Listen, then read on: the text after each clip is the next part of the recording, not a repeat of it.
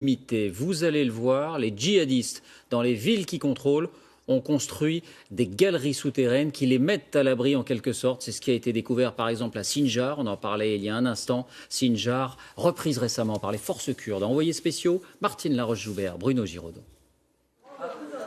À la vue de ces décombres, dans la ville de Sinjar, en Irak, difficile de comprendre comment les djihadistes ont résisté à plus d'1 an de bombardement par la coalition. Ces combattantes kurdes qui ont libéré la ville nous entraînent dans cette maison pulvérisée.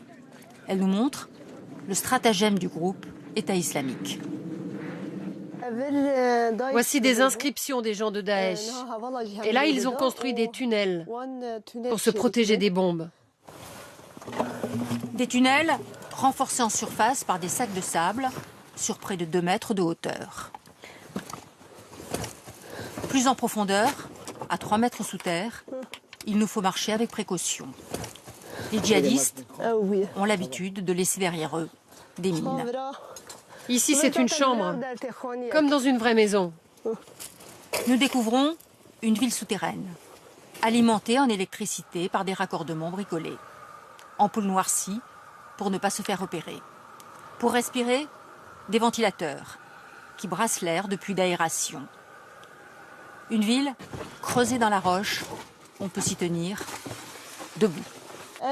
De ce côté-ci, c'est leur cuisine. Ils se faisaient à manger ici. Dans cette cuisine, nous trouvons du matériel explosif, d'importantes quantités de TNT et de quoi faire sauter des bombes à distance. C'était aussi un poste de tir. Des hommes se positionnaient ici, des snipers pour tuer les combattants kurdes juste en face. Et regardez, le Coran par terre. C'est à Daesh. Ils n'ont aucun respect pour le Coran. Sinon, ils ne l'auraient pas laissé traîner comme ça, dans la saleté.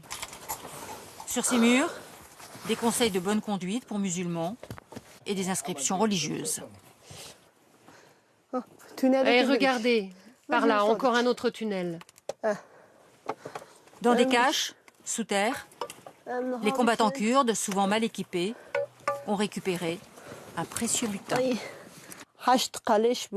8 kalachnikovs, un fusil à lunettes, des mines et des munitions, tellement qu'on ne peut même plus les compter. C'est en s'enfuyant par ces tunnels que les djihadistes, une centaine, ont réussi à s'échapper de la ville. En France, les premières pistes des nouvelles